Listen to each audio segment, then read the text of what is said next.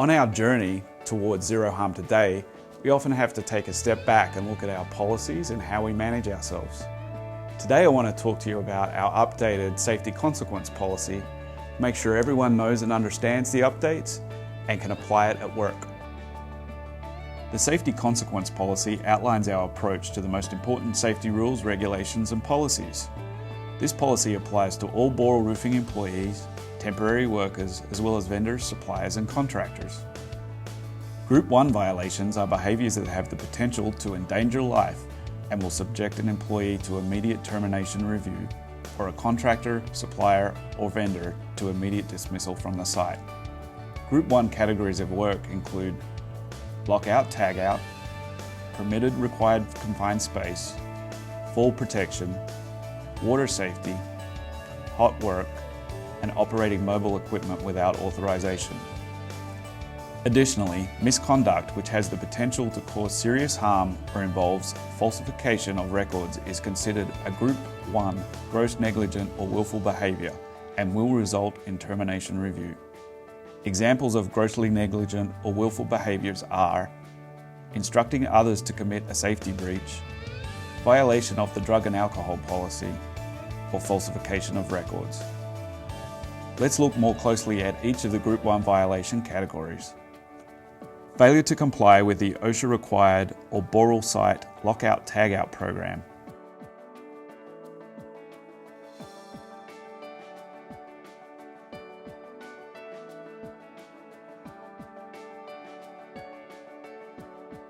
Examples include failure to control, isolate and verify energy sources before working on plant and equipment or before removing or bypassing a guard, attempting to start a piece of equipment while an authorised employee has it locked out, or removing someone else's energy isolation device. Failure to comply with OSHA permit required or Boral site specific confined space program, such as entering a signed permit required confined space without an approved permit or authorization. Improper testing of atmospheric conditions inside a permit required confined space before entering. Or failure to follow assigned duties as prescribed in the site-specific permit required confined space program and as assigned by the entry supervisor. Failure to comply with OSHA or Boral's work procedures regarding working at height.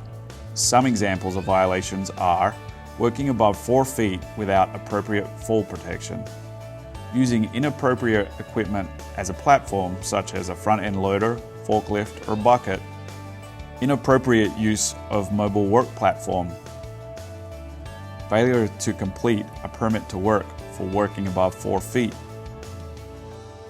leaving the protection of a guarded platform without engaging the appropriate fall protection, such as climbing onto or over guardrails and handrails, climbing onto a flatbed trailer or tanker without proper fall protection, or exiting an elevated mobile platform without being properly tied off.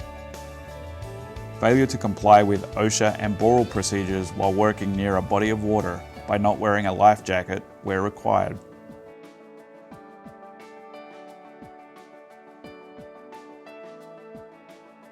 Failure to comply with OSHA or Boral hot work procedures. Here are some examples of hot work violations.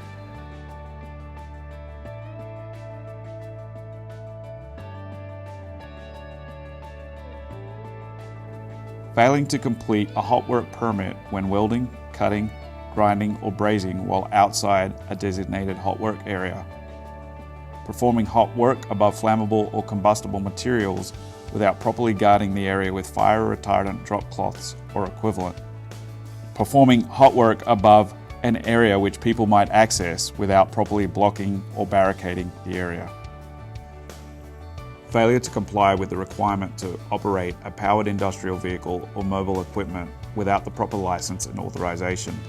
Here are some examples of powered industrial and mobile vehicles: forklifts, man lifts, scissor lifts, heavy equipment vehicles such as front-end loaders, water trucks, end dumps, excavators, and bulldozers, motorized utility carts, lawn tractors, sweepers, powered pallet jacks, tractor trailers, lot trucks, and delivery trucks. Boral employees, contractors, suppliers and vendors cannot instruct others to conduct activities or tasks that can injure or harm another person or the environment.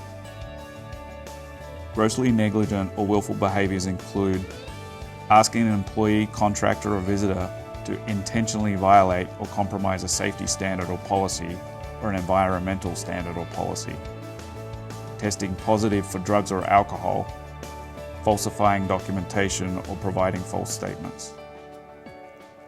Group 2 violations are serious but non-life-threatening violations and will subject an employee to an immediate suspension review, or a contractor, supplier or vendor to an immediate project stand down and review.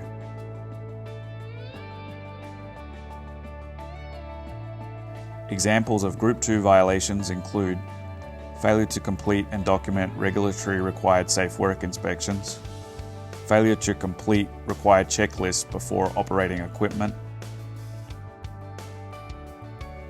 failure to immediately report incidents and injuries to your supervisor, performing a task without proper authorization, unsafe operation of mobile equipment, failure to wear a seatbelt where provided, using mobile devices other than hands-free operation while driving on company business.